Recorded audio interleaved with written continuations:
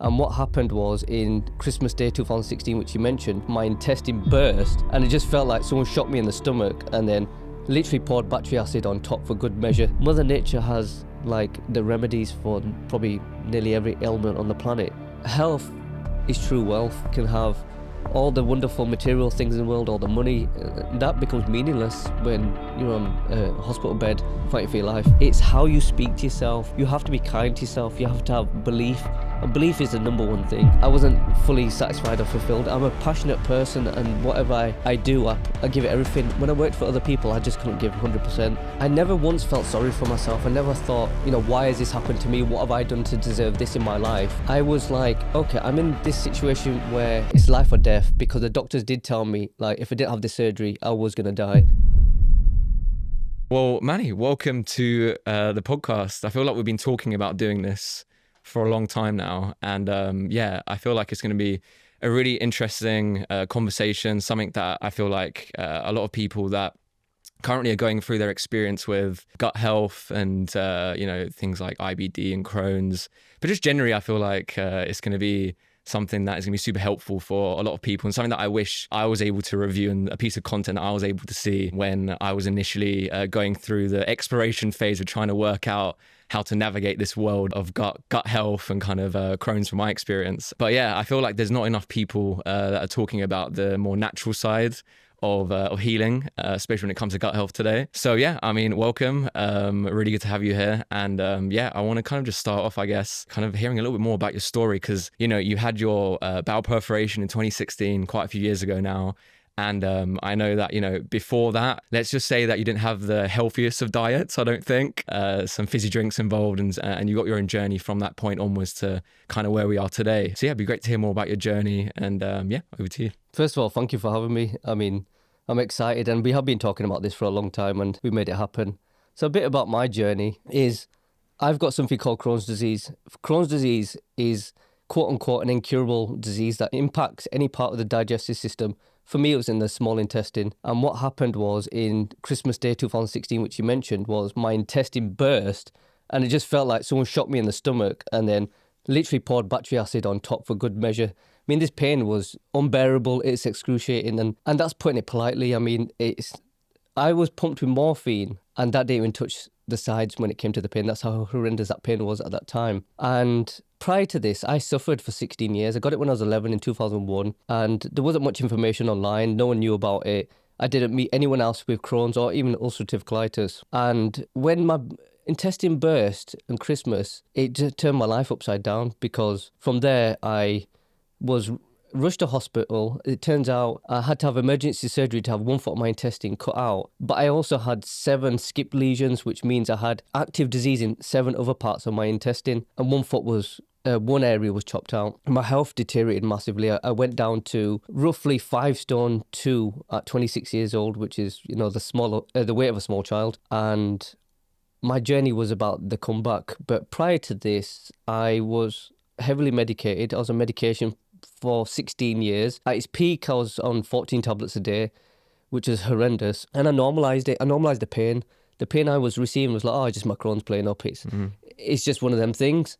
Until that fateful day on Christmas Day where everything just turned upside down. No, it's an incredible story. And actually, if I think about the way that we connected, I actually come across your story. I think I was on Lad Bible at the time. Was it Lad Bible you got shared on as well? Bible, I think there was a few places. I think maybe the Metro and a few other places at the time. Yeah, BBC, ITV. Yeah. And I kind of, as someone that was seeking, like, at the time, some answers as well, because I was diagnosed in 2013, and it was kind of, I was similar to you on medications. You, obviously, your journey started way before that, I think when you were a child, or early teens or something. Yeah, I was kind of looking, I was like, where are the answers here? I'd done some research into maybe detoxing, and I was looking at other methods. And similar to you, I actually read something, I remember at the time in the Metro, and I think I read something, I think it was something that you quoted, and it was the idea around how you really looked up to bodybuilders, I think, potentially when you were younger or a certain moment, and you made a promise to yourself that you wanted to become strong again.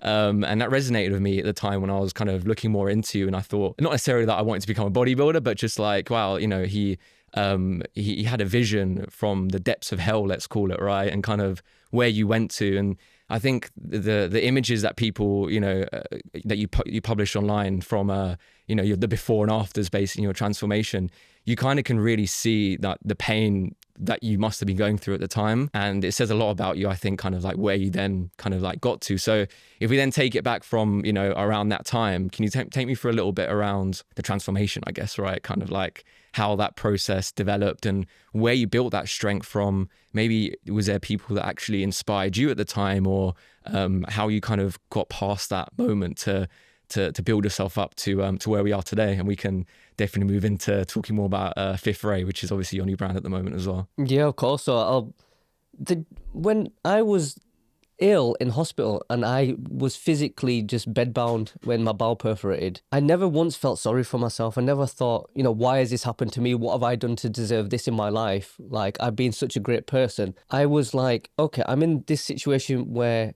it's life or death, because the doctors did tell me, like, if I didn't have this surgery, I was going to die. And my immediate response mentally was like, do you know who you're talking to? Like, this is Manny Tura we're talking about. Let's like, go. I'm coming back stronger. Yeah. I'm coming back faster. I'm coming back harder. Just watch, Yeah. Watch the come up. That's what my internal dialogue is. I've always been mentally strong. That's just probably through my own experiences through childhood. It just strengthened me mentally. And it can go two ways. You can have tough experiences growing up and you could become weakened, lead to trauma, mental health and stuff like that. But for me, it hardened my mental strength. So when I went into something like this, I was like, all right, what do I need to do? Mm-hmm. And I kind of reflected and thought, I don't want to be back to quote unquote normal, because normal got me in this situation. Mm-hmm. I wanted to be better than I was previously. How do I get to being better? That's a long journey from being at rock bottom now, on the edge of death, body weight at 5 stone. If you see pictures online of me on my social media, on the internet, I'm literally a skeleton with an ileostomy bag. And I was like, well, I want to be like what you said, this strong bodybuilder, physically strong, because I'm mentally strong, but it's good to feel it, but I also wanted to see it too. And I went to work. I was like, well, I've got this disease. I've relied on the doctors all my life. I've been heavily medicated thinking, yeah, this is normal. I wanted to take back control because no one was coming to save me but me. Even at the worst of times, I had a lot of support, don't get me wrong. And I'm so grateful for all the support I received from family and friends and everyone that came to support me, people who prayed and did all the well wishes. But ultimately, it was me who was going to reach that pinnacle of that vision I had for myself of being physically healthy, because that's all I cared about. Like, health is true wealth. Health is freedom. You can have all the wonderful material things in the world, all the money. That becomes meaningless when you're on a hospital bed fighting for your life. And how that transformation came about was I spent every day in that hospital thinking, how do I get out of here? Like, one person came to visit me actually one time, and I showed him I had like a tablet set up. I was connected to Sky, because Netflix wasn't really a big thing in 2017. And he was like, whoa, you're chilling. I'll be catching up on Breaking Bad. I'll be watching all these box sets. And I was like, yo, I'm not here for a holiday. And I was pointing at the door, and the door was maybe 8 steps away, like as a short distance. And I'm pointing at this door and I'm like, my target is to walk to that door and back, because I physically struggled to walk that short distance, them 8 steps, well, 16 if we walking back to the bed, because I was exhausted, I was in pain, I lost all my muscle around my whole body, like I'm a skeleton. And I was like, once I can walk to that door and back, I want to start walking down this hallway. And then once I can walk down to this hallway, I want to walk around to the other end of this hospital and back. So I'm thinking about literal baby steps, like physical baby steps to rebuild my strength in my legs and my body. And I'm not sat there like thinking, oh, I'll wait for the doctors to come save me. I'm sat there researching, well, how does the digestive system work? How does the gut work? How do we absorb food? What's the role that food has to play? What's the role that stress has to play in the body? And reflecting all the things I did wrong, I understood I was under a lot of stress and my diet was extremely poor. And they're like the worst things to have when you've already got a chronic disease. And them two are the fundamental factors that probably cause Crohn's and colitis as well. And so I went to work and I was like, right, I'm going to physically start walking and build up my strength. Then I'm like, I need to eat. So I'm looking at nutrition, and one of the first things I came across was turmeric. My family used to say it like it's quite a cultural thing, especially in Asian families. I come from a Sikh background, and they're like, have turmeric will help. And I used to think it was nonsense before, until I realised actually it's the polar opposite. So I started in the hospital. I started taking little well, my mum actually, not me, brought me little tubs of black pepper, little tubs of turmeric. Because what happens is in the hospital, especially in the NHS, they come around with tea and coffee all the time, which is, it blows my mind when I think about it. Like, why would they give people in a gastrointestinal ward tea and coffee and biscuits?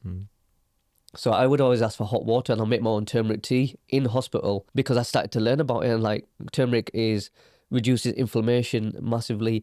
There were studies showing that they had cancer in a petri dish, and they literally got raw turmeric powder and poured it onto the cancer cells, and within 3 days it killed them cancer cells completely, which is, well, stunning. Insane, yeah. Like, yeah. And I was like, okay, that's the first step. And I started getting to work of learning new things and then implementing them on myself. And I started to discover the healing benefits of plants on that journey as well. So going back to your original question of transformation, it was, I had all the power when I was in the most powerless situation. And actually, that's something I want to pick up on, because I want to get into more of the kind of like, insights around actually healing and kind of the technical aspects of kind of like the learnings that you kind of put together. But where did you pick up this kind of like internal strength to be able, in that moment of horrible pain and suffering, was that something that you've always had in you, or was it something that you felt at the time kind of built, and it was a moment that you kind of felt, no, 1 minute, I'm not having this, I'm taking everything into my own hands? Because I feel like there's going to be a lot of people that are out there at the moment, maybe they'll be looking at this podcast today and they might be in that position, or they might be close to it. And, I know from knowing you, I know that you're your mindset is one of the strongest mindsets, I think, of someone that I know. But not everyone is either there right now, or, find it difficult to find a way to get to that point, right? Especially in the world we live in now. So is that something that you think is learned, I guess, kind of like that resilience and building that kind of bravery to just say, you know what? No, I've got these doctors and these people in power that are telling me to do something, but I'm gonna do it my way, or I'm gonna, try and use a bit of that, but, be explorative to find the route. You touched on a few interesting elements there. I'm going to start with the first thing that came into my mind is that what differentiates me to someone else who may be in a similar situation where they struggle to come out of it because they have to build a mental resilience is fear. The two strongest emotions in life is love and fear. And we're programmed to prioritize negativity, survival instinct in our reptilian part of our brain. So we go to fear and you think of the worst case. And when you're in such a situation where you feel powerless and you want to overcome ill health, perhaps, you immediately go to fear. Like, you think of worse things. Oh, what if I get worse? What if it happens again? How do I come out of it? What do I do when you get overwhelmed? And it's how you speak to yourself. We all have this internal dialogue. We have 70,000 thoughts a day, and 95% of them thoughts are the same thoughts we had yesterday. How do you speak to yourself? And I wasn't speaking to myself like, well, what am I supposed to do? Like, I'm going to die, or this is worse, like, and I'm not thinking about saying my goodbyes to anyone. My internal dialogue was positive. Like, it couldn't get any worse. Like, how bad do you want it? How bad do you want to get better? I was obsessed with my health. I'm a passionate person with everything I do, and I'm certainly passionate about myself, and I wasn't giving up on me. Like I said earlier, like, this is Manny Singh talking about, like, for people who are in similar situations, or even like the mildest situations, it's how you speak to yourself. Like, you have to be kind to yourself. You have to have belief. And belief is the number one thing. Like, a lot of people have a lot of self-doubt. They don't think they're good enough. They don't think they have the strength. But why? Where does that come from? It comes back to the thoughts. How do you speak to yourself? And I'll be curious for the people who want to know how I did it, is the first thing is, well, how do you talk to yourself? I could talk about, here's the diet I did. This is how I manage my stress. This is how I coach other people. But it ultimately starts with, one, how bad do you want to get better? And two, how do you talk to yourself? And three, actually, is how much do you allow fear to consume you? Because now I think about it in hindsight, and I believe this now, is that I was fearless in that approach, and I'm fearless now in anything and everything I do. But how many people can say that they're fearless? Yeah. No, 100% I agree. And I think this is really interesting, because I feel like going into thinking about how you heal the body and you heal the gut, obviously more specifically is what we're talking about today. I'm really intrigued. I mean, I have got a very good understanding of your philosophy to healing, as someone that you've kind of coached me in the past and helped me in my journey to get to the point now where I'm off medications and able to really look after myself. Using more of a holistic approach when it comes to looking after my mind and obviously, diet and lifestyle. But for others that might not know too much about it, it'd be really interesting to dig a little bit further into, I guess, your philosophy versus the more traditional maybe way and route of healing these conditions. Talk about IBD, but not just IBD. There's many conditions that are able to at least before you get to the point of let's talk about the gut, for example, surgery and having to go on immune suppressant drugs for a long period of time. Something that I saw actually recently was Jordan Peterson and Michaela Peterson. I think Michaela posted it recently on her YouTube, and they're sitting in front of the Senate in the US discussing the idea. She has, I think, arthritis, which is a type of rheumatoid arthritis. Mm-hmm. And she was discussing the idea around kind of before you get to, giving people, immunosuppressant drugs or these types of therapies, why don't we start with diet first? Why don't we start with removing everything from the diet? She's saying meat first, red meat, that's fine. Doesn't have to be, that's her route. But the idea of starting with the diet and kind of reverse engineering it from there, instead of going straight to the immunosuppressants and the azathioprins and the other elements there. So I guess the question here is basically be interesting for you just to talk a little bit about your philosophy and kind of what you've seen in yourself and people that you've coached, because I know you've done gut coaching in the past as well and probably still do here and there. Yeah, about your philosophy versus what the majority are facing in terms of resolution and therapy, which is more Western related and that side of things. It'd be interesting to hear your thoughts. Yeah, so to answer your question, you touched on a few key elements here, and I'm going to start with the big pharma side of things, because I've experienced the big pharma side. I've been on the medication, I've been on the immunosuppressants, I've taken the azathioprine, mesalazine, corticosteroids. I mean, there's a long list of things. And then I've also seen the holistic, natural healing, which is my philosophy now. But the thing is,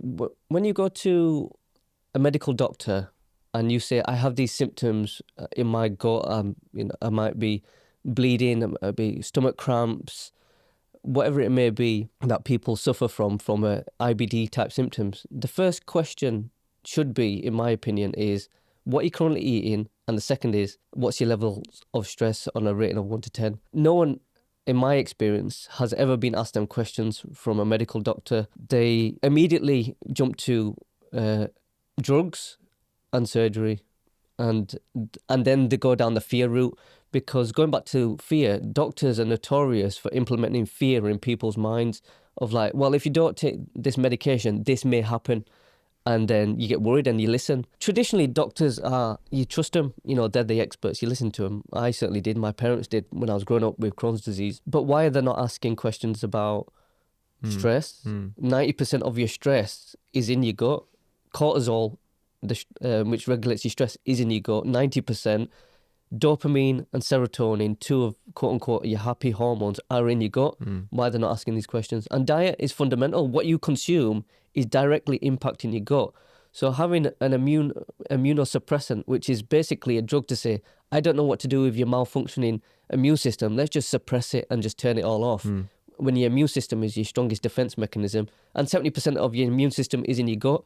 So my philosophy has been built around knowing what my perception of the medical system is and how they approach IBD. And it differs because our bodies have the innate ability to heal, and nature, like I've taken a lot of inspiration from the ancient Egyptians, the Romans, the Greeks, traditional Chinese medicine, Ayurveda, which isn't really seen as at the forefront of medicine or healing. It's kind of relegated to like alternatives or, even woo-woo to some people.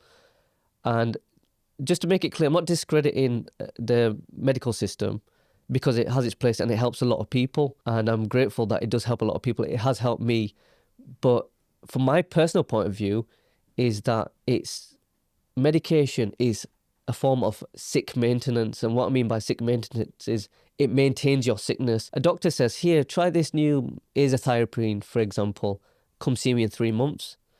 See him in 3 months. Oh, yeah, it's worked a bit. Yeah, this is good. I'm feeling optimistic. I can live my life a bit better. See him another 3 months. Oh, it stopped working. My symptoms are worse than ever. Oh, let's increase the dosage. All right, cool. Oh, that helps a little bit. Another 3 months go by. Now your symptoms have come back.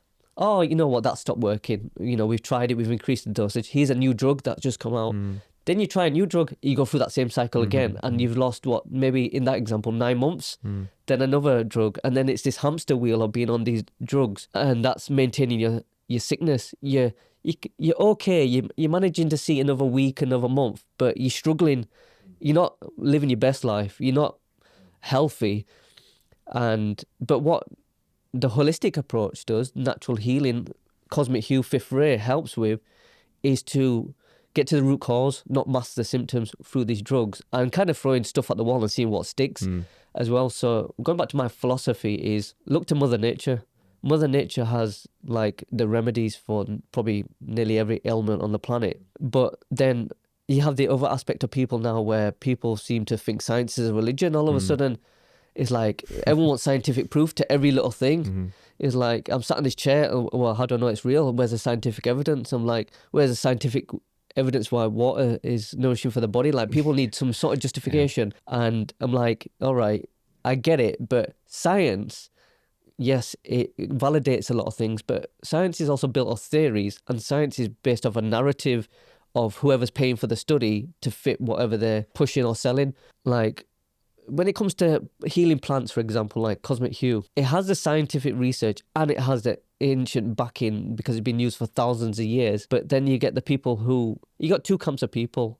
No, you got three, in fact. You got the camps of people who are really dependent on medication, and rightfully so because it's helping them. And then you got the people like, no, I want natural products. I do not want to be consuming this. I do not want to be giving this to my kids. And people who sit in the middle and teeter between the two.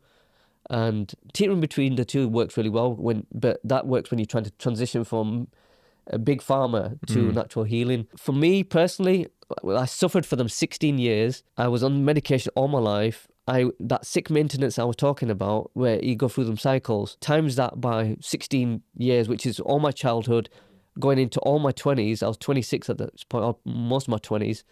I'm now 34, and I manage my I don't have, I was going to say I manage my Crohn's disease, but I do not have Crohn's disease. You know, people are like, how dare you say you don't have Crohn's disease? You're in remission, like, it's incurable. I'm like, yeah, but it's also your belief. You think you're going to have it the rest of your life, then you're going to have it for the rest of your life. I do not have it anymore. I'm medication free.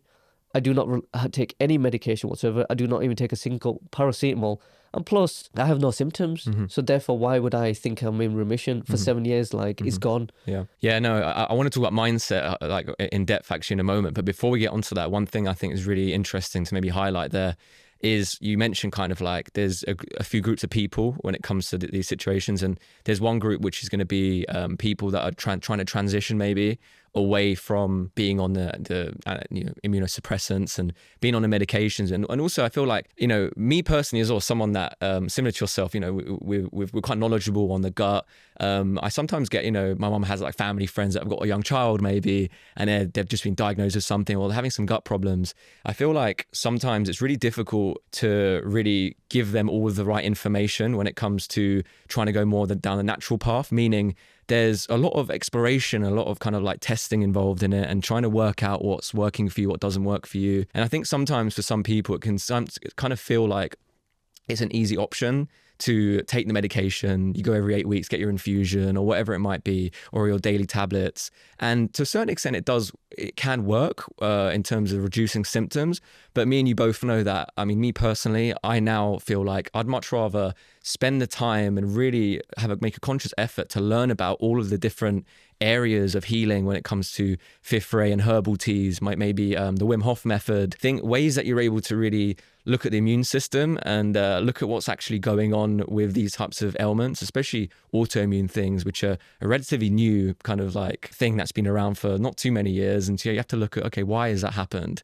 So Before we get on to a bit about mindset, in terms of people that are maybe looking at trying Fifth Ray, for example, or trying to find ways that are away from the traditional ways to treat these conditions, what would you say to them if someone was to come to you with kind of the thought around, okay, how do I navigate now away from the medications, and I want to start doing more, start working with more holistic therapies and routes? The first thing is work with a specialist, work with someone who's knowledgeable. That could be a natural, I forgot what the word is now.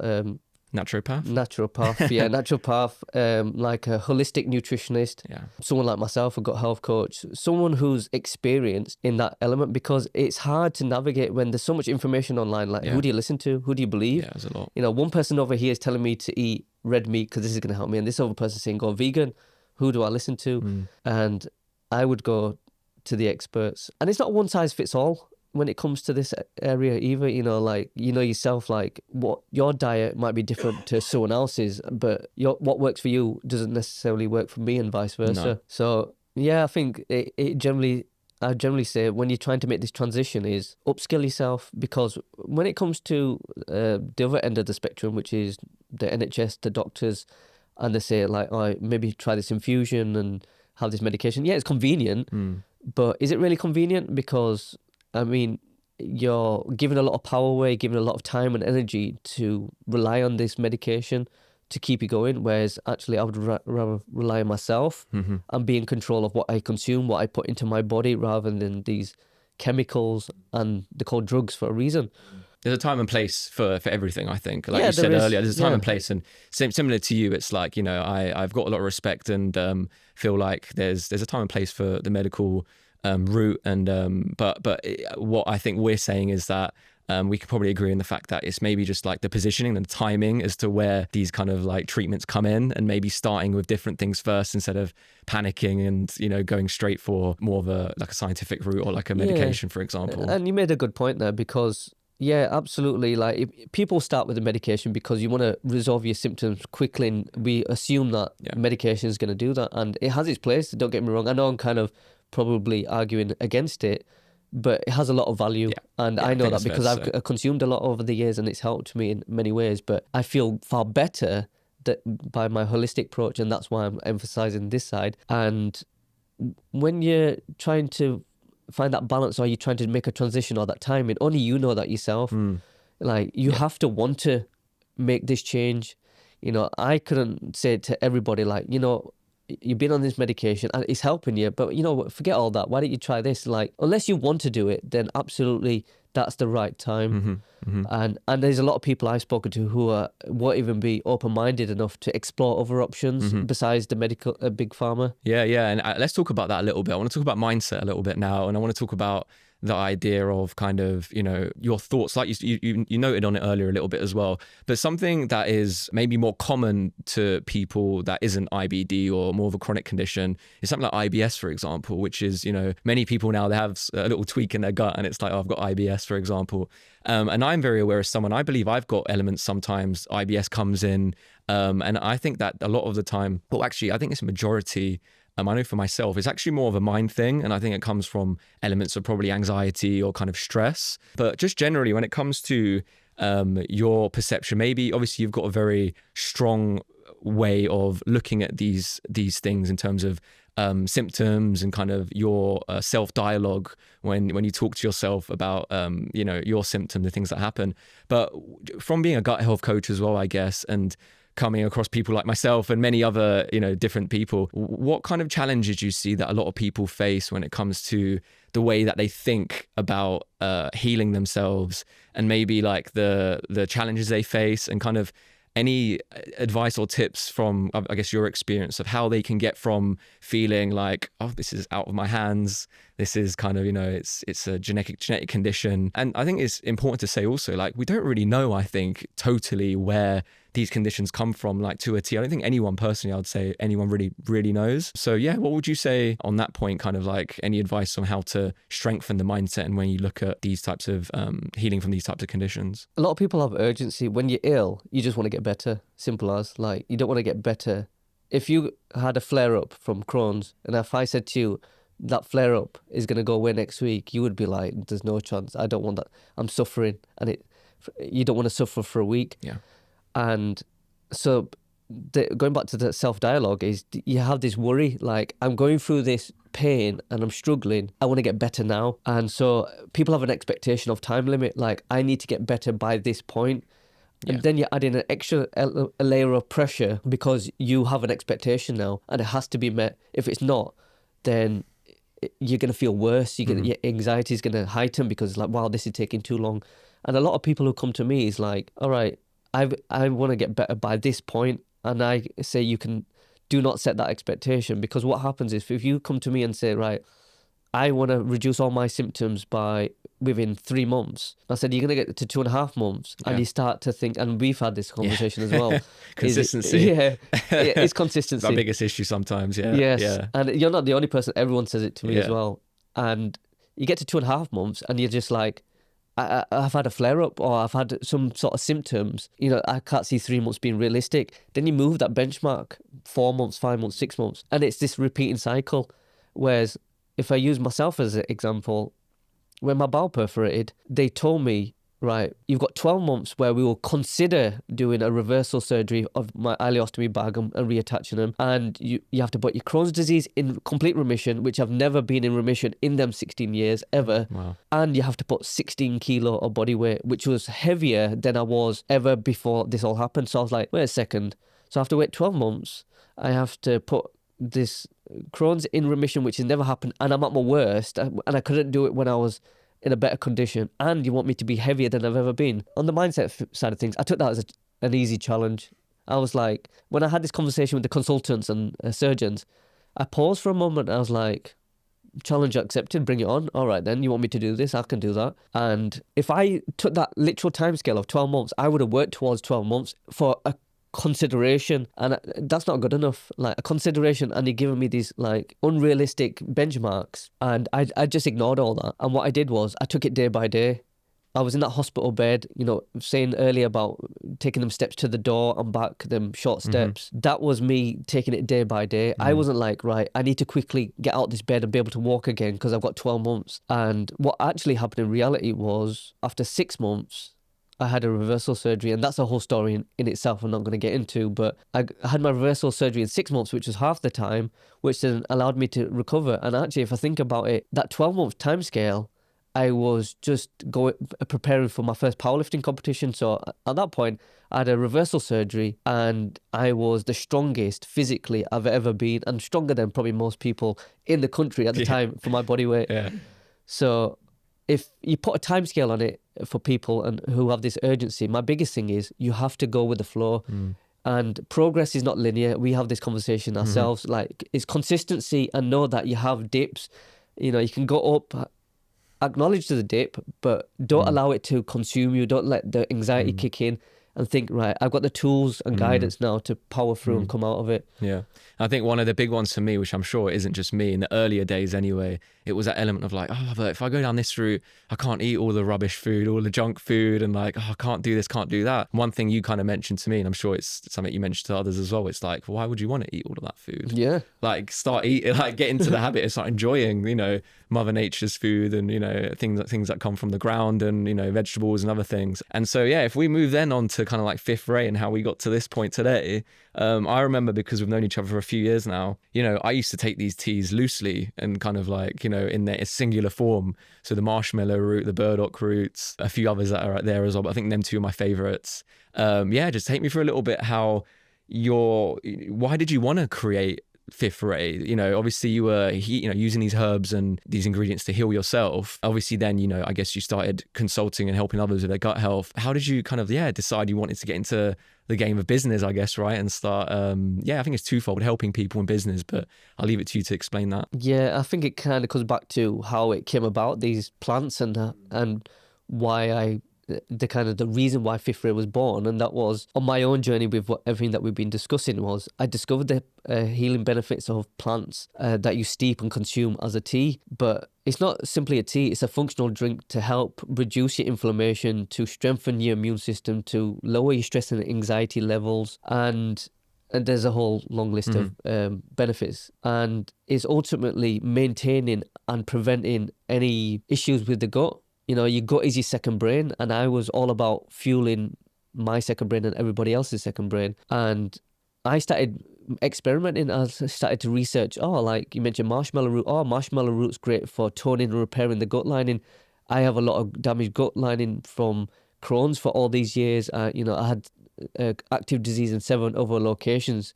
At the time, my bowel perforated, right? We can repair that. It helps with sore throats and coughs, strengthens the immune system. All right, okay, where can I source this from? Let me try this. Oh, this is great. This is helping me. I'm enjoying the taste. It has a nice sweet undertones to it. And then you go to the next herb and the next one and the next one. To the point now, in my house, I have, like in my kitchen, I've got like 30 jars of different plants. And I make my own little blends to this day. But the thing is, on my journey, it was helping me. So when I transitioned into becoming a gut health coach and speaking to yourself and all these other people, I was giving them all out individually and having multiple teas. And it's not the easiest thing in the world, as you know, you did it. Just receiving bags of like, you know, different herbs, and it was a good experience though, to kind of then like try and merge together the ones that I like. But at the same time, I think having a convenient product that's got everything in it now is a much easier kind of practice of it. So in terms of, I guess, then like moving into creating a business and getting into the business world, I guess, how have you found that transition? I guess more and more like a personal note to your life. I know that you were working in IT before, I believe. Yes. Was kind of owning your own business. Obviously, you've got a really strong kind of like reason behind Fifth Ray, but generally anyway, was kind of like wanting to get into the business game and build your own brand something that you always wanted to do? Or do you think over your journey over the years, it's something that, you know, you just found that the product just come out of itself and you wanted to kind of test yourself and talk a bit about that? I've always been driven to be an entrepreneur, work for myself, have my own business, multiple businesses from a young age. And I won't spend too much time on this topic, but my first kind of business endeavor that I remember was when I was 7. My mum used to have a stack of like old birthday cards, and they were like, must have been sat in the sun, they were worn out. And I sat outside the front of my house trying to sell them. And then in high school, I used to sell SIM cards because people used to buy them in the early 2000s. Mobile phone cases you could accessory phones, Nokia's back in the day, PlayStation games, chocolate sweets, which I would never ever sell now. But I was always in that mindset of like buying and selling business. Like I just enjoyed it. Then I kind of got trapped in the rat race, the matrix of like, you know, you go to uni, get a good job and all the rest of it. That in itself like wasn't for me. Like I worked in IT for 10 years. I enjoyed it for the most part, but I wasn't fully satisfied or fulfilled. I'm a passionate person, and whatever I do, I give it everything. When I worked for other people, I just couldn't give 100%. And then as I got older and I wanted to kind of pivot, and we all seek freedom in life in some fashion. Every single person wants some sort of freedom. And in my eyes, there's 4 types of freedom: health freedom, time freedom, location freedom, and financial freedom. I mastered health freedom. I was a slave to medication. I was a slave to my poor health. You know, health is true wealth. Like that expression is valid for a reason. All right, I mastered that. Well, I've got time, location, and financial freedom. How do I overcome them? Well, financial freedom actually unlocks time and location. If you're financially secure, then you're probably not trading your time for money,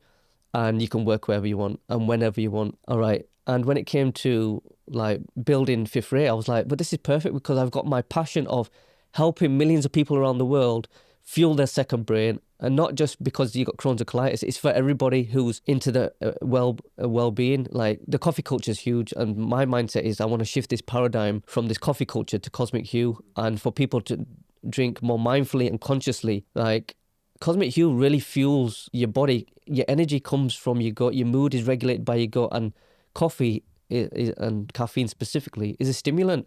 It gives you the perception or the illusion that you have energy, but your body is still drained. So when people have these crashes, is when that stimulant's worn off, you physically feel tired because your body was tired the whole time. This actually fuels your body and your mind. And I'm like, okay, I have this drive to build a brand, and I have this passion of helping people. And it came together perfectly. And one of the things I used to struggle with in the early days was like, well, I really want to help people. My mission is to help people. Like on my own journey, I'm like, I want to serve and help, but I can't do that and make money helping people. Like they don't go together. It doesn't make sense morally. Like want to help people, but you want to make money. How does that work? I actually discovered that they're one and the same. Like, it's an exchange of service and helping people, but I'm also receiving help too. And Fifth Ray was brilliant because it brings everything together of my desire to help all these people with their gut health and to drink more mindfully and to move away from drinks that are causing them harm. And plus, it tastes really nice. Good, yeah. It's great a drink to have every day, and fulfill my own personal dreams of building a brand on a huge scale with my co-founder, who's with us here today. Yeah. And I'll let you ask another question. No, for sure. And if you were to look in the market today, just something I'm intrigued about, I guess, when you were kind of looking at, you mentioned coffee there, I guess, right? I guess kind of like herbal teas and kind of like green tea and peppermint tea. These are things that before Fifth Ray, let's say, probably the average person would think, oh, you know, you get a peppermint tea or you'll do something like that, which still has benefits in a way.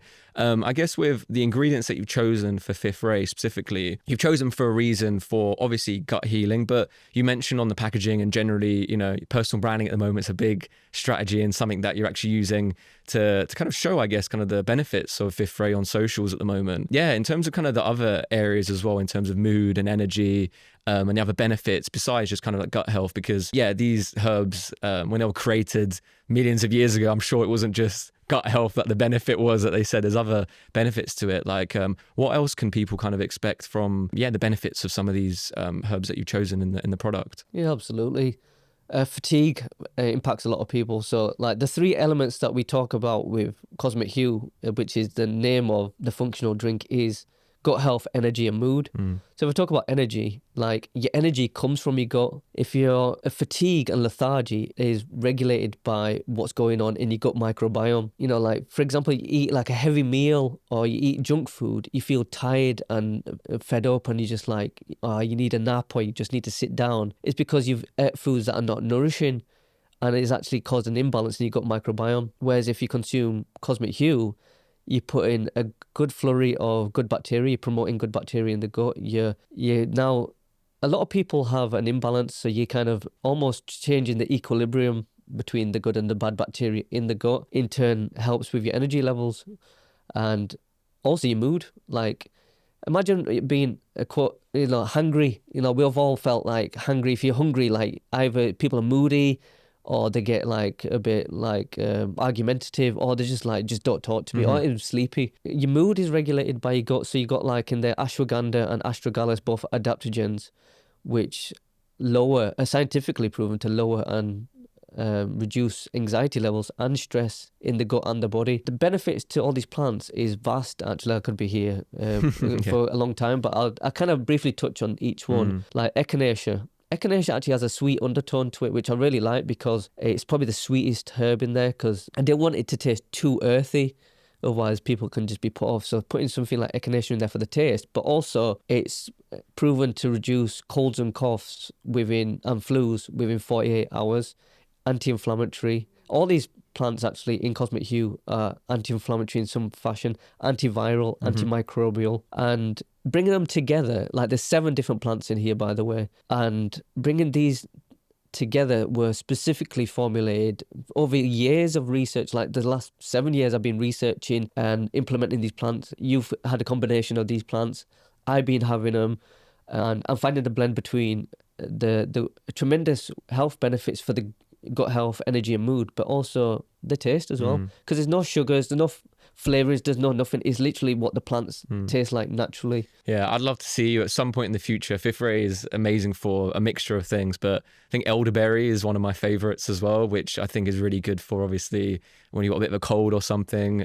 But yeah, I mean, you're the herbal scientist, let's call you in this sense. So I'm sure you'll come up with some interesting concoctions into the future as well. And also, I think one thing that come to mind whilst you were kind of mentioning that is it'd be really intriguing, I guess, to kind of find out people. I mean, I enjoy Fifth Ray in general, you know, herbal drinks before meditation sometimes, and kind of be intriguing to know kind of, I guess, where, you know, at what time of the day would be interesting to have these teas. And I know you get the question quite often also, it's like, you know, can I have it once? Can I have it a few times? Where, yeah, from your experience of obviously speaking to people that have been drinking Fifth Ray over the course of the last few months. When's the kind of the best timing to drink it? And yeah, like any particular occasions that are best as well, like pre-meditations or pre-bed maybe? I'll start with the best time of days, but you made an interesting point about premeditation, which I want to talk about actually. I generally say start your day with it. Like when you go to sleep at night and you wake up, like your body needs nourishing, it needs fuel. Most likely you've opened your bowels or you might have gone for a wee, and you need to nourish your body. So it's important, the first thing you put into your body. A lot of people might have a heavy breakfast. They might have, I don't know, maybe scrambled eggs, full English, or they might be on the go and they have a coffee. Whereas if you have, your body is screaming out for nourishment, minerals, nutrients, fluid. Cosmic Hue has an array of minerals in there as well. In terms of, our body's comprised of 102 minerals. I don't know specifically the number of minerals, but I mean, it's a good percentage of the minerals you're getting into your body. So start your day with it, first and foremost. Also, the fact is that our bodies are most likely in an acidic environment. All disease known to man thrives in an acidic environment. Coffee and caffeine is highly acidic for starters. And having like maybe some processed meat like a bacon, eggs and things of this nature is acidic. So you're then going to have some acidic to start your day normally, whereas you have this which is alkaline. So absolutely start your day with it. But it's also good if you have it before or after a meal. Great for helping with digestion or even kind of cleansing the palate ready for a meal. And on an evening to chill, because there's no caffeine in it. It's not a stimulant. We talk about it helps with energy, but it doesn't get you wide. You're not going to be wide awake at night trying to sleep. It's actually, a lot of people have reported that they've had better sleep, and it's actually a surprising benefit that I didn't expect from people. Is like, oh, I sleep so much better with it as well. You mentioned about premeditation. You know what? It would make sense, because when you meditate, you're kind of going into an altered state. You're becoming calmer, zen. If you're consuming Cosmic Hue prior to that, then you're lowering your stress, anxiety levels, so your mood's down, you're calmer, kind of preparing yourself to go into that meditation. You're alkalining your body, and plus from like the spiritual community, it's highly vibrational. These herbs emit a high frequency. So going into a meditation when you're trying to raise your vibration and then consuming something that's high vibrational, they go hand in hand. Yeah, no, 100%. And on the point of meditation a little bit as well, I know it's something that you've become quite the master at, I think, over the years, and kind of getting into that state of mind and a deep state of meditation as well. How important have you found meditation to your kind of ability to heal, I guess, for the gut? How do you meditate? Do you use affirmations? Be interesting for people, I think, and for myself included, actually, just to hear a bit about how that's evolved, because I think we haven't spoke about this for a little while. Yeah, so meditation can be seen as multiple different things, but from the traditional meditation of closing your eyes and kind of looking inward, I meditate every single day. Like it's a vital part of my morning routine to meditate before I start my day, before I start working. And how it's helped me heal is when you practice meditation, it's like going to the gym. You train consistently for 3 months, you start to notice results, you physically see it. Meditation is the same thing. You're strengthening that mental connection. And at the beginning, it could be hard because that internal dialogue starts coming in. You're trying to be quiet and calm the mind, and then you start thinking about your day. You start thinking, oh, I might have this for breakfast or whatever it may be. And with practice, you get better and better at it. But how I use it for healing is meditation is a way to go into an altered state. You know, we're physical beings. We live in a physical world, but we're more than our physical bodies. You know, there's people out there saying we're spiritual beings having a human experience, and I believe that to be true. That's exactly that. How I used it to heal is I can go into a meditation or an altered state, and I start to ask questions, because, you know, a lot of people believe in God in some fashion. You can connect to God. We're an extension of God. We're children of God. So if I have an ailment, and my wife, I teach her this, and she's great at it too, is we would ask, you know, people pray and ask for help, but I also know how to heal myself by using visualization techniques. And I learned something from many different teachers over the years, but one, Robert Monroe, and he does the Gateway Experience, and he talks about colours.